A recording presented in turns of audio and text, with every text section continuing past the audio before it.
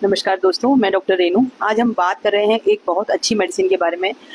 देखिए दोस्तों, ये ऐसी मेडिसिन है जो आपके लाखों रुपए बचा सकती है, जो कि आपके फेस पे होने वाले एक्ने, पिंपल या फिर कोई दाग धब्बे, जो भी आपकी स्किन पे प्रॉब्लम है, वो एक मेडिसिन लेने से काफ़ी हद तक सही हो सकती है। परमानेंट ये प्रॉब्लम सही हो सकती है और ये प्रॉब्लम आपको फिर दोबारा होगी भी नहीं। मैंने ऐसे काफ़ी पेशेंट्स ठीक किए हैं। मैंने पर्सनली भी इस मेडिसिन को यूज़ किया है।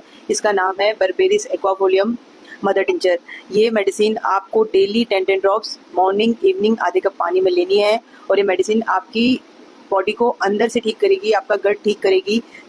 जैसे आपके फेस पर एक्ने, पिंपल्स और दाग धब्बे हैं वो कम होने लगेंगे। देखिए, अंदर से जो चीज़ें सही होती हैं वो परमानेंट सही होती हैं, फिर वो दोबारा पेशेंट उस प्रॉब्लम से सफ़र नहीं करता है।